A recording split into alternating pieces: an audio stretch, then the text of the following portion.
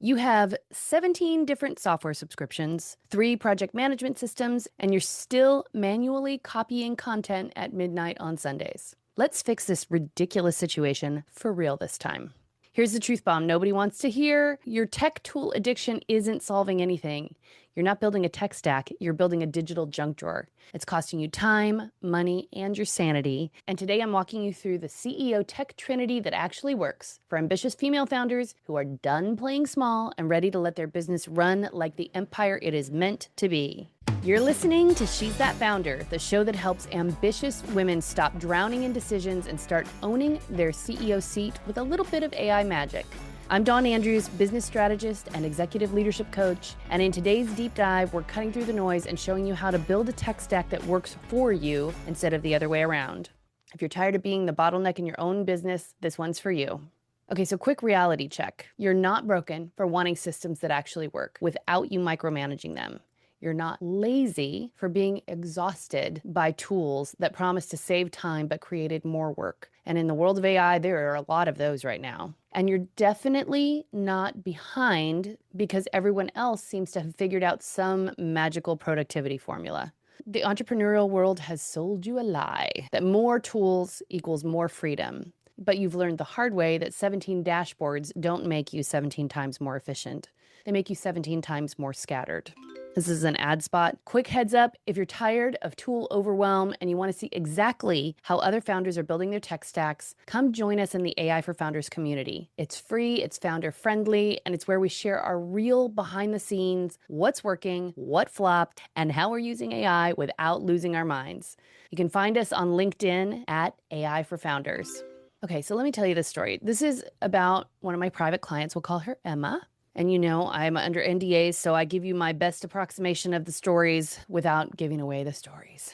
So Emma came to me with the entrepreneurial equivalent of a fully stocked kitchen, but she was still ordering takeout every night. She had all the ingredients for freedom, but she had no recipe to put them together. She had tools like FloDesk and Notion and Jasper and Zapier, you name it. But she told me, Dawn, I built this business to have freedom and I'm more trapped than when I had a boss. She was still writing her own emails. She was manually checking her email sequences. She was spending 2 hours a week copying content from Google Docs into ConvertKit and managing she was manually checking launch sequences from her marketing agency. Sound familiar? That pit in your stomach when you realize you've spent more time setting up systems than actually running your business? Girlfriends, I have been there. The breakthrough moment came when Emma realized that her tools were running her business instead of the other way around. Her tech stack wasn't the problem, her approach was the problem. She was treating her business like she was a high-level freelancer instead of the CEO that she already was, right? 6 weeks later, after we did some of this work, Emma texted me from her daughter's school performance, and she said, my email sequence just made 3 sales while I watched the 3rd grade musical. That is the freedom I was building toward, and that's what we're building today. Your tech stack should be your silent business partner, not your needy ex who demands constant attention. So here's what nobody tells you about founder overwhelm. It's not about working harder. It's about working like the CEO you already are. And CEOs don't manually copy content at midnight. So let me introduce you to the CEO Tech Trinity: Connect, Create, Command. So part 1, connect. These are your always-on relationship builders.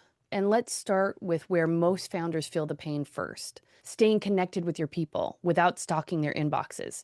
Just trying to maintain relationships, especially in a service-based business when you have to turn your attention away from relationships to serve the relationships. Instead of stalking people's inboxes or abandoning your client work to market or abandoning your marketing to do client work, these are the tools I recommend based on your founder stage. And so I'll share the tool and then I'll share maybe what stage you would be in that this would be the best match for you. So FloDesk if you want ease and beauty, ConvertKit if you want tagging and segmentation and solid automation, ActiveCampaign if you need serious behavior-based workflows, and HighLevel if you're ready to run everything from one platform: email, SMS, landing pages, CRM, and automations all in one place. And PS, that's what we use behind the scenes. But here's what most founders get backward. They think automation removes the personal touch, and so maybe they're reticent to use it, or they think that automation should take it all off their plate. which also removes the human touch. So wrong. The right kind of automation amplifies your personal touch by delivering it consistently, even when you're sleeping. And I will be honest with you, this is one of the biggest challenges of my business, is maintaining consistency. So the goal here isn't to send prettier emails. It's to welcome new subscribers to your Substack or your email list, or however you are communicating on the regular with them, just like you're personally greeting them at your front door. It helps you stay in their world without being needy, and it helps you sell when the timing is right, without feeling like that friend who only calls when they need something. So putting together that automation alone saved Emma about 8 hours a week. We set it up once and then we let it run and watched it work. And that's a huge deal in terms of keeping marketing going when you want to turn your attention to the service of your clients. Okay, so we talked about Connect, which is the tools and process for staying connected with your clients. Now let's talk about creating. So what would it be like if you had a 24/7 copywriter who actually gets you? And if you've worked with marketing agencies, there are some fantastic ones out there, and there are a lot of not so great ones that just don't quite hit the mark. They're serviceable, they get the job done, but they're not really channeling the you of you into the marketing mix. So this is where founders waste a lot of time, either by copywriting themselves or rewriting the copy that they have copywriters write. So I don't want you to be sitting at a blank page or waiting for inspiration to strike at 11 p.m. or having to go back over and rewrite something that you've already spent good money on. So here's what I use and recommend. ChatGPT for daily prompts and for repurposing content. I use Claude for really heartfelt messages. I find that it's more emotional. I definitely use custom GPTs or projects in Claude to match my voice and tone using all of my knowledge docs. And this is something that you can create a brand voice GPT if you want to take our brand voice workshop. If you're new to all of this and don't feel very confident with prompting, you can use Jasper if you want faster social and blog ideas. Jasper's great, but just as a caveat, I find that you'll have to do a little bit more rewriting over the top of that. And then you can also use Copy AI if you like working from templates. So if marketing is really not your bag, you're not interested in learning more about it or becoming an expert at it, and you just need something simple to be done, Copy AI is great for that. So the real win in using these tools for creating isn't just speed, it's alignment. Because when your writing tools sound like you, delegation becomes 10 times easier. If you have a custom voice GPT, your team can run your copy through that GPT and edit it to where you just need to do a quick pass or a quick read and it's good to go. That's what we use over here. You're not training a team member to write like you, you're giving them a tool that already does and does it consistently and repeatedly. So with this part, with creating, here's what doesn't work. Generic AI prompts that make you sound like every other business person on LinkedIn. Your AI should write like you after 3 cups of coffee and a good night's sleep. Sharp, authentic, and impossible to ignore. You should be able to drop your voice prompt in and let AI be your first draft partner, not your replacement. Okay, so now that you know what to do and what not to do, we talked about connect, we talked about create. Now let's talk about the third C, command. This is your business nervous system. This is where it all comes together. It's what you've been dreaming about when it comes to automation. And this is where MindPal, it's MindPal, MindPal can become the star of the show. I'm sure on other podcast episodes you've heard me mention multi-agent workflows. This is the platform where I build them. MindPal lets you run multiple agents at once. It lets you assign specific roles to those agents, like copywriter, editor, or strategist. It gives each agent context and goals, and you can launch full content campaigns from one dashboard.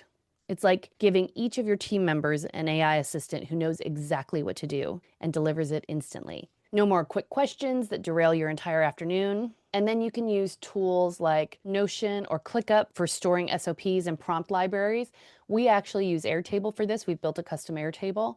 You can use Loom for asynchronous delegation. So you can create video SOPs and pass on directions and information to your team through video. And you can use Zapier or Make to automate review notifications.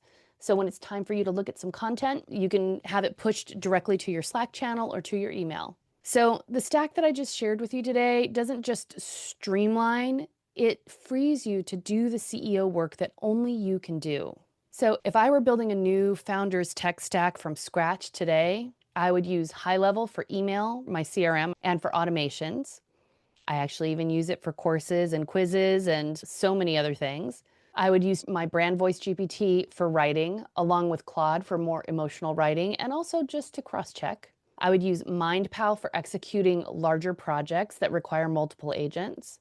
I would use Airtable for team ops, but if you're not an Airtable person, Notion is fantastic and it's an easy onboard. And then that's it. 4 tools: lean, powerful, and delegatable. So again, HighLevel, ChatGPT, MindPal, Notion, done. So let's do a little implementation reality check and address the elephant in the room. So you're probably thinking, this sounds great, Dawn. I love it, but I don't have time to set this up. Well, here's the mindset shift that changes everything. You don't have time not to set this up. So whether you're the one that does it, you task a team member with it, or you hire us to help you, every week you're spending manually doing what these systems could handle is a week you're not scaling, you're not leading fully, you're not building the business and building relationships that let you watch those 3rd grade musicals. So start with one piece. Pick the biggest time drain in your week or the biggest time drain in your team's week and have them pick that. And it's usually email or content creation. And automate that first. Don't try to build Rome in a weekend. And here's permission you didn't know you needed. It's okay if your first automation isn't perfect. It really is. Done is better than perfect, and imperfect automation is infinitely better than perfect manual labor.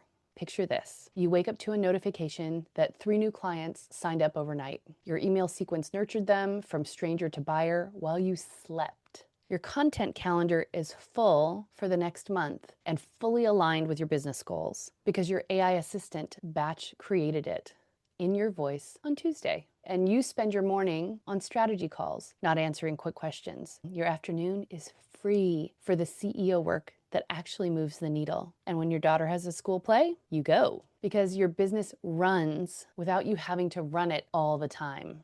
This isn't a fantasy. This is what happens when you stop collecting tools and start commanding systems, because your business should enhance your life, not consume it. And the right tech stack makes that possible. So if you want to stop Googling best AI tools at 11 p.m. and actually build a custom AI assistant that sounds like you and saves you hours every week, we're putting together a brand voice GPT workshop. It'll be coming up very soon. Watch your email. And in that workshop, you'll create your own custom GPT that writes in your voice, understands your business, and becomes your always-on copywriting partner. Check the show notes and grab your spot at freerangethinking.com at hellodon.live/workshop. Come join us. Make your custom GPT. Okay, let's recap the CEO Tech Trinity. Connect. AI can be your always-on relationship builders that nurture without being needy. Create. AI can be your 24/7 copywriter who actually gets your voice. Command. AI can be your business's nervous system that runs the show while you're leading it. And you know I like some action steps, so here are 2 actions you can take this week. I mean, bonus, you can just jump in this workshop and get it done. Or I want you to audit your current tech stack. What's actually buying back your time? Like if you give up another tool, what makes it better for you? Saves you some money, saves you some time.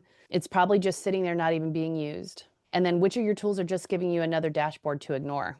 Cut them, let them go. Number 2, choose one area to upgrade. Your email automation, like maybe your welcome sequence, AI writing or content creation, or workflow delegation. And implement that and test it before you add anything new. And if MindPal's calling your name, stick around. I'll be sharing a full MindPal use case episode soon. So my good woman, remember, you are not behind, you're just human. And humans deserve systems that actually work. And if today's episode helped you realize you're not the problem, but your approach is, do me a favor and hit that follow button, leave a review, or share this with the smartest founder you know who's still copying content at midnight, and then join our AI for Founders community on LinkedIn at AI for Founders. This is how you scale with systems, not spreadsheets. I'll see you next time, lovies.